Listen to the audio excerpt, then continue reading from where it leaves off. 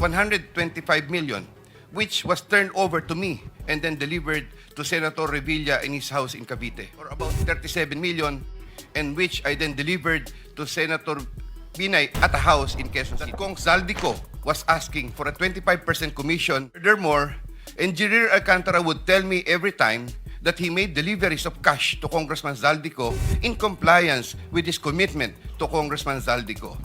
I delivered 20% of approximately 800 million or about 160 million to Maynard Ngu, which was meant for Senator Escudero.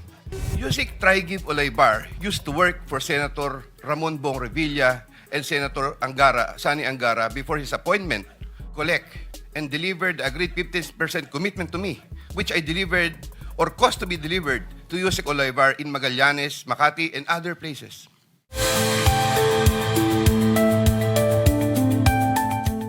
Nakagawa po ako ng pagkakamali at pinahintulutan ko po ang aking sarili na maging kasangkapan sa pagpapatupad ng isang masamang gawain. Handa po akong gawin ang lahat ng nararapat upang maiwasto ang aking kamalian at maiwasan na ito'y mangyaring muli. I wish to assure the Honorable Blue Ribbon Committee of my full cooperation with the investigation. I have applied before the Department of Justice for coverage as a state witness under Republic Act No. 6981, otherwise known as Witness Protection, Security and Benefit Act. I hope the Honorable Blue Ribbon Committee will find merit in my application and favorably endorse the same to the DOJ. With the assurance of the Honorable Blue Ribbon Committee that my rights and benefits under RA 6981 shall be respected, I am prepared to submit the aforesaid affidavit to Honorable Blue Ribbon Committee and swear to and testify on the same, with the approval of the Honorable DOJ Secretary on the disclosure thereof for such purposes. The highly sensitive nature of the disclosures made in my affidavit cannot be stressed enough. These deal with involvement in irregularities of 4 senators and 1 congressman, 1 member of a constitutional commission, and 1 undersecretary, seriously undermining public trust in 2 out of 3 branches of our government and a constitutional body, thereby posing a significant threat to our national security as it may lead to political instability, which may weaken the ability of the government to function effectively. 25 of September 2025, Makati City, Metro Manila. And this, Mr. Chair, signed na po ito. Affidavit. I, Roberto R. Bernardo, Filipino, of legal age, a resident of Malolos City, Bulacan, under oath, deposed and state. In connection with the ongoing Senate Blue Ribbon Committee investigations, I intend to submit this affidavit which provides details of my knowledge about matters within my jurisdiction relating to flood control projects when I was still serving as Undersecretary for Operations of the Department of Public Works and Highways. This affidavit lays out details... sorry, excuse me. You have your counsel now with you? Yes, sir. Yes, okay, po, Mr. on Chair. record. Okay. This affidavit lays out details of the involvement of legislators as well as other government officials with a commitment on my part to expand these disclosures as my best recollection of facts and records may serve. Since number 3, since the received an invitation to appear in these proceedings, I began collating, vetting, and consolidating all written communications, documents, tables, and matrices and lists in my possession, the retrieval of which has been difficult since I retired from public service last August 2025. With the benefit of more time and greater freedom to access files, I am confident that I can provide even more material and relevant evidence. I attest and confirm that the names, dates, and transactions mentioned hereunder are based on my direct personal knowledge and have ample documentary support where necessary or desirable if given full opportunity to retrieve the same. 2020-2040 scheme.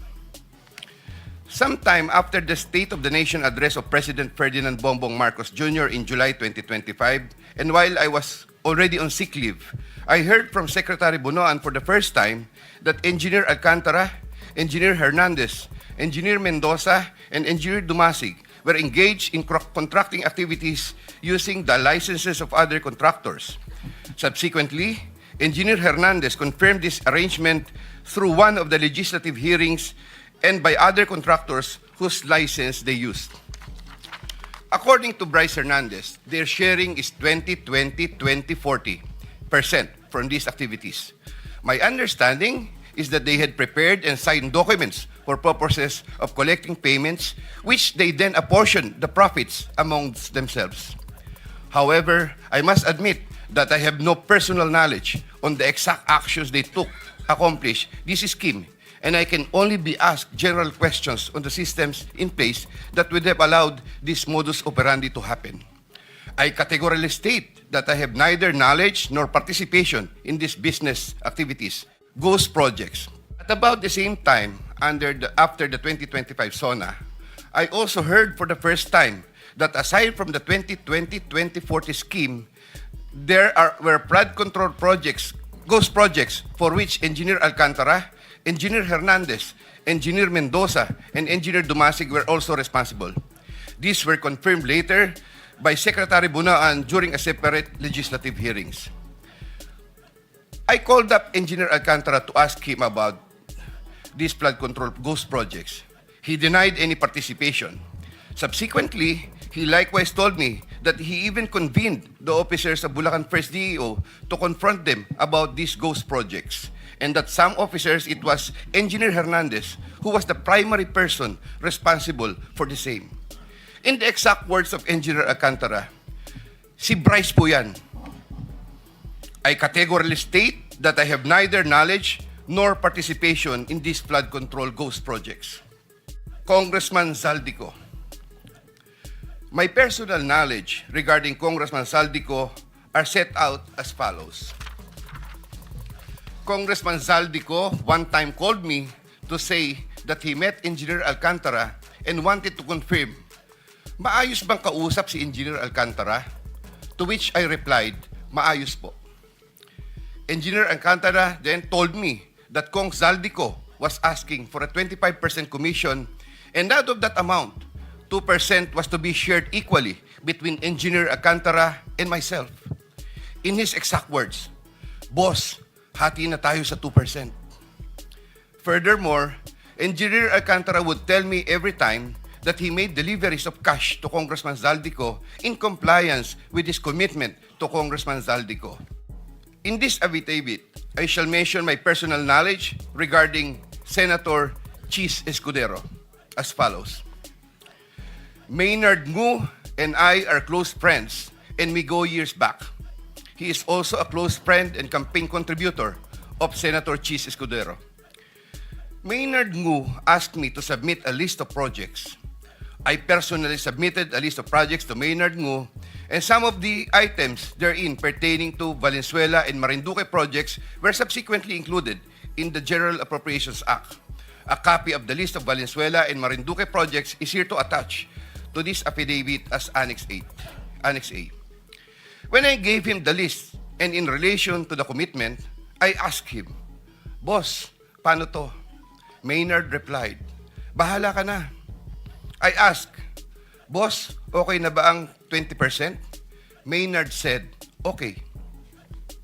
After inclusion of the projects in the GAA, I delivered 20% of approximately 800 million or about 160 million to Maynard Ngu, which was meant for Senator Escudero.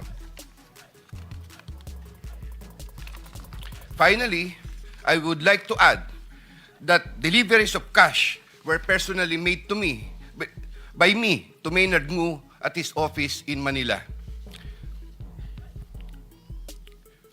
I confirm that Commissioner Lipana requested that he be referred to officers of DPWH Bulacan First DEO. I referred to Engineer Bryce Hernandez. I have no personal knowledge if they were able to secure a project in Bulacan First DEO. Furthermore, and subject to possible referral to an executive session upon the approval of the Honorable Chairman, I attest to the broader systemic issues in DPWs that are widespread. My statements hereunder are based on personal knowledge and direct interactions with the personalities involved with great risk to my safety and that of my family members. I confirm the following. Usec Trigiv Olaybar of DepEd. Usec Trigiv Olaybar used to work for Senator Ramon Bong Revilla and Senator Sani Angara before his appointment as Usec for the Department of Education. Sometime 2010, I met for the first time Usec Olaybar, who was then working in the office of Senator Bong Revilla. Later, I learned that he transferred to the office of Senator Edgardo Angara and then later to Senator Sani Angara. Sometime 2024, Usec Olaybar personally called me for a meeting to discuss about unprogrammed appropriations, supposedly for the office of the Executive Secretary. In the said meeting, he requested me to submit a list of projects. After the meeting, I asked Bulacan First DEO to prepare a list of projects for funding. Thereafter, Engineer Alcantara submitted a list of projects worth 2.85 billion. Here to attach as Annex B is a list of those projects. Subsequently, I submitted this list to Usec Olaybar. Usec Olaybar told me that the commitment is 15%. In his words, Boss, 15 yan. Thereafter, the DPWs received a special allotment release order for 2.85 billion for the projects listed in Annex B. Engineer Alcantara, from time to time, would collect and deliver the agreed 15% commitment to me, which I delivered or caused to be delivered to Usec Olaybar in Magallanes, Makati, and other places. Senator Ramon Bong Revilla. Sometime in the year 2024, Senator Revilla and I met where I gave him a list of projects given to me by Engineer Alcantara. Senator Revilla asked for a commitment, which I suggested, then he approved at 25% of the total amount of the projects indicated in the list here to attach as Annex C. I relayed the 25% commitment to Engineer Alcantara and told him that Senator Revilla will appreciate additional contributions for his senatorial re-election bid. Engineer Alcantara collected the 25% commitment, or about 125 million, which was turned over to me and then delivered to Senator Revilla in his house in Cavite. Senator Nancy Binay. Sometime in the year 2024, Carlin Villa, a staff of trusted confidant of Senator Binay, called me and asked for a commitment which was set at 15% of the total amount of the projects indicated in the list here to attach as Annex D. I relayed the 15% commitment to Engineer Alcantara.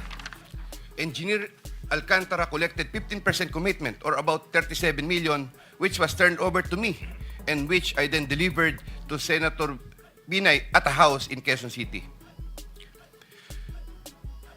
Given the complexities of the transactions and personalities involved, I humbly reserve the right to submit a supplementary affidavit if warranted in the premises. I attest to the truth of the foregoing statements based on my personal knowledge and authentic records. I will be affixing my signature this day of September 2025 here, Mr. Chair. Kindly sign your affidavit in the presence of everybody.